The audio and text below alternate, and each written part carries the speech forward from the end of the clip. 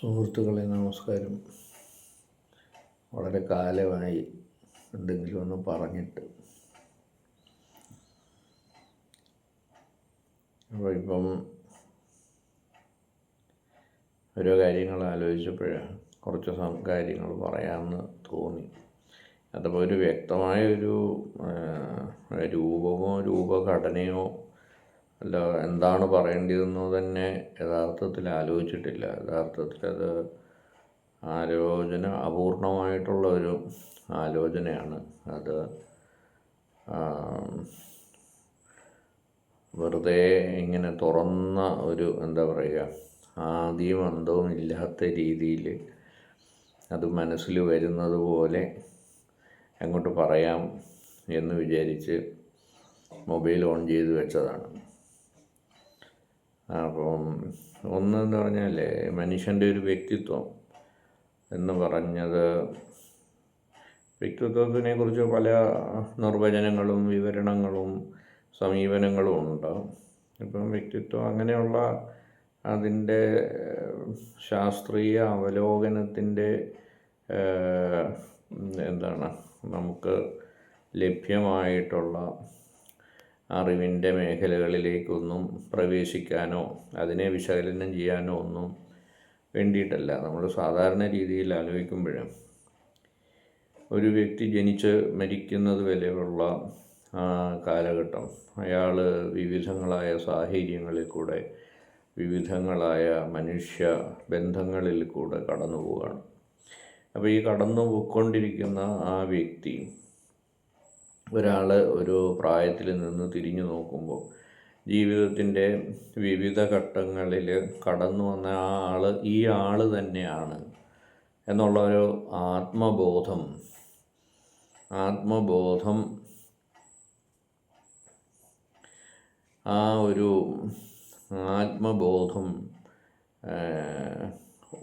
വളരെ പ്രധാനപ്പെട്ട ഒന്നാണ്. അതാണ് ഞാൻ എന്ന സങ്കല്പത്തെ ഒരുമിച്ച് നിർത്തുന്നത്.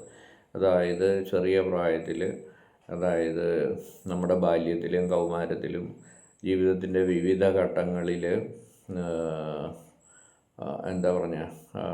ജീവിച്ചു വന്ന ആ വ്യക്തി, ഈ ഞാൻ എന്ന് പറയുന്ന ആ വ്യക്തി തന്നെയാണ് എന്നുള്ള ഒരു അറിവ്, അതായത് ഒരു ആത്മബോധം, അതും ഇതും എല്ലാം ഞാൻ തന്നെ ആയിരുന്നു എന്നുള്ള ആ ആത്മബോധം യഥാർത്ഥത്തിൽ നമ്മുടെ ഓർമ്മകളിൽ നിന്നും, നമ്മൾ ഇടപെട്ട സാഹചര്യങ്ങളിൽ നിന്നും, വ്യക്തികളിൽ നിന്നും, അവരിൽ നിന്നും ഉള്ള നമ്മളുമായിട്ടുള്ള പരസ്പരമുള്ള ഇടപെടലുകളിൽ നിന്ന് ഉരുത്തിരിഞ്ഞ ആശയം നമ്മുടെ വ്യക്തിത്വത്തിൻ്റെ ഭാഗമായിട്ട് അത് നമ്മളായിട്ട് അങ്ങനെ വരികയാണ്. അപ്പം ഇങ്ങനെ നോക്കുമ്പോൾ ഒരു വ്യക്തി അയാൾക്കുണ്ടാകുന്ന ആട്രിബ്യൂട്ട്സ് എന്ന് പറഞ്ഞാൽ അയാൾ നേടിയ കാര്യങ്ങൾ, ചെയ്ത തൊഴിൽ, അല്ലെ ചെയ്യുന്ന തൊഴിലുകൾ, ഇവയെല്ലാം അയാളുടെ വ്യക്തിത്വത്തിൻ്റെ ഒരു അവിഭാജ്യ ഘടകമായിട്ട് മാറുകയാണ്. അപ്പോൾ ഇങ്ങനെ വരുമ്പോൾ നമ്മൾ ഈ ഞാൻ എന്ന് പറയുന്ന ഈ സങ്കല്പം ഇതിനകത്ത് ഒരുപക്ഷെ നഷ്ടപ്പെട്ടു പോകാൻ സാധ്യതയുണ്ട്. നമ്മളുടെ ആട്രിബ്യൂട്ട്സിൽ, നമ്മളുടെ നിരന്തര ചെയ്തികൾ കൊണ്ട് നമുക്ക് പരിചിതമായ ആ കവചത്തെ നമ്മളാണെന്ന് തെറ്റിദ്ധരിച്ചുകൊണ്ട് നമ്മൾ എന്ന് പറയുന്ന ആ ഒരു സത്ത നമുക്ക് നഷ്ടപ്പെട്ടു പോകാനൊരു സാധ്യതയുണ്ട്. അപ്പോൾ ഇത് നഷ്ടപ്പെടുന്നത് കുറച്ചൊരു ഭീതിതമായിട്ടുള്ള ഒരു അവസ്ഥയാണെന്ന് വേണമെങ്കിൽ പറയാം. എന്താണ് ഭീതിതം എന്ന് ചോദിച്ചാൽ, ടാഗോറിൻ്റെ ഒരു ഇതിനകത്ത് പറയുന്ന പോലെ, എനിക്ക് ചുറ്റിനും ഭിത്തികൾ കെട്ടി ഉയർത്തുകയായിരുന്നു എൻ്റെ ജീവിതകാലം മുഴുവൻ. അപ്പം ഈ ഭിത്തികൾ ഞാനെന്ന് വിശ്വസിച്ച് എനിക്ക് എന്നെ നഷ്ടപ്പെട്ടു എന്ന് പറയുന്ന ഒരു അവസ്ഥ. അപ്പം ഈ ഭിത്തികൾ നമ്മൾ വിശ്വസിച്ചതോ കണ്ടതോ നമ്മൾ പഠിച്ചതോ ഇടപെട്ടതോ നമ്മുടെ തൊഴിലോ അങ്ങനെ ദൈനംദിനം നമ്മൾ ചെയ്തു വരുന്ന കാര്യങ്ങൾ ആണ് ഈ ഭിത്തികൾ. അപ്പോൾ ഈ ഭിത്തികളാണ് ഞാൻ എന്ന് നമ്മൾ തെറ്റിദ്ധരിക്കുമ്പോൾ നമ്മളുടെ ഒരു ആത്മസത്ത നമുക്ക് നഷ്ടപ്പെടുന്നതായിട്ടുള്ള ഒരു അവസ്ഥ വരാം. അപ്പോൾ അത് വളരെ ഭീതിതമായിട്ടുള്ളൊരു അവസ്ഥയാണ്. എൻ്റെ വ്യക്തിത്വം എൻ്റെ ഈ ചെയ്തികൾ മാത്രമായിരുന്നോ? എൻ്റെ ചെയ്തികൾക്ക് അപ്പുറം ഞാൻ ശാന്തനായി, ഞാൻ തനിയെ ഇരിക്കുമ്പോൾ, നിരാലംബനായി ഇരിക്കുമ്പോൾ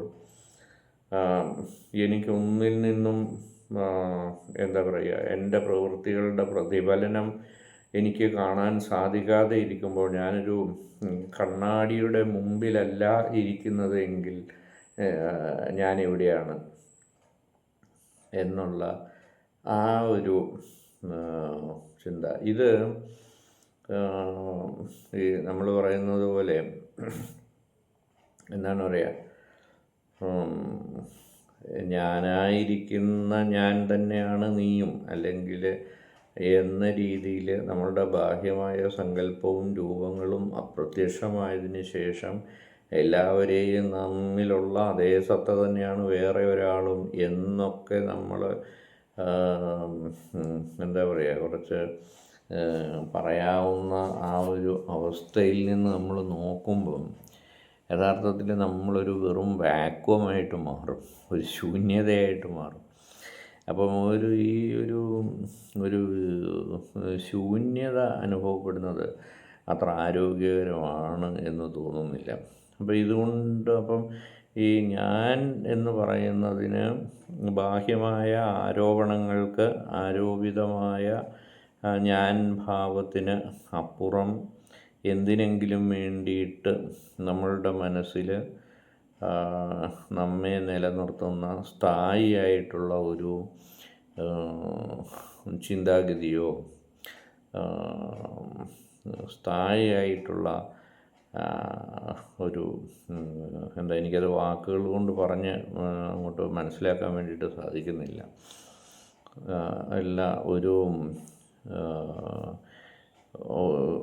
എന്താ പറയുന്നത്, ഞാൻ എന്ന് പറയുന്ന സ്ഥായിയായിട്ടുള്ള ഒരു സത്വം, അല്ലെങ്കിൽ അഹം എന്നൊക്കെ പറയുന്നതല്ലേ, ആ ഒരു അഹംബോധം, നമ്മൾ അഹങ്കാരം എന്നൊക്കെ പറയില്ലേ, ഈ ഒരു അഹംബോധം നശിച്ചു കഴിഞ്ഞാൽ മനുഷ്യന് നിലനിൽക്കാൻ സാധ്യമല്ല എന്ന് എനിക്ക് തോന്നുന്നു. അപ്പോൾ ഈ ഒരു അഹംബോധത്തെ, അല്ലെങ്കിൽ നമ്മളുടെ ഒരു സ്ഥായിയായ ജീവിത ഉദ്ദേശത്തെ, അല്ലെ എന്നെ ന്യായീകരിക്കുന്ന, എന്നെ ഞാനായിട്ട് നിലനിൽക്കുന്ന ബാഹ്യരൂപങ്ങൾക്ക് അപ്പുറമുള്ള സ്ഥായിയായ ഞാനെന്ന വ്യക്തിയുടെ ഒരു രൂപം, അല്ലെങ്കിൽ ഒരു ഭാവം, അത് ഓരോ മനുഷ്യനിൽ രൂപപ്പെട്ടില്ലെങ്കിൽ അനുഭവപ്പെടാവുന്ന ഒരു ശൂന്യത, ആ ശൂന്യത ഭീതിതമാണ് എന്ന് എനിക്ക് തോന്നുന്നു. അപ്പോൾ എല്ലാവരും എന്താ പറയുക, എല്ലാവരും ആ ഒരു ഈ ബാഹ്യമായ ഭിത്തികൾ, അല്ലെങ്കിൽ ബാഹ്യമായ ആരോപണങ്ങൾ, അല്ലെങ്കിൽ നമ്മളുടെ വ്യക്തിത്വത്തിന് നമ്മൾ കൊടുക്കുന്ന ആ ആട്രിബ്യൂട്ട്സ് പ്രധാനം തന്നെയാണ്. പക്ഷേ ആ ആട്രിബ്യൂട്ട്സ് ഉള്ളപ്പോൾ തന്നെ അതിൻ്റെ ഉള്ളിലുള്ള ഒരു ആത്മസത്തയെ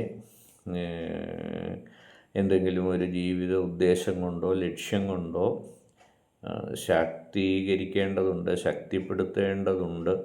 അതായത് നമ്മളുടെ ചുറ്റിലുമുള്ളതെല്ലാം കൊഴിഞ്ഞു വീണാലും ഒരു ചെറുചിരിയോടെ ലോകത്തെയും ജീവിതത്തെയും കാണാൻ അത് ആവശ്യമാണ് എന്ന് തോന്നുന്നു. അപ്പോൾ ഞാൻ പറഞ്ഞു തുടങ്ങിയിടത്താണോ തീർന്നതെന്ന് എനിക്കറിയത്തില്ല. ഞാൻ മനസ്സിൽ ഉദ്ദേശിച്ച ആശയം എനിക്കിത് പറയുന്നത് വഴി അങ്ങോട്ട് പറഞ്ഞ് ഫലിപ്പിക്കാൻ സാധിച്ചോ എന്നും എനിക്ക് അറിഞ്ഞുകൂടാ. ഇത് എൻ്റെ മനസ്സിൽ തന്നെ എന്താ പറഞ്ഞത്, വന്നെങ്കിലും അത് ഒരു പൂർണ്ണ രൂപത്തിൽ എത്തിയിട്ടുമില്ല. അപ്പോൾ ഏതായാലും ഞാൻ തന്നെ ഒന്ന് കേട്ടു നോക്കട്ടെ. കുഴപ്പമില്ല, എന്തെങ്കിലും രീതിയിൽ മനസ്സിലാവുന്നുണ്ടെങ്കിൽ ഞാനിത് എല്ലാവർക്കുമായിട്ട് ഇടാം. ഓക്കെ, നന്ദി, നമസ്കാരം, ഗുഡ് നൈറ്റ്.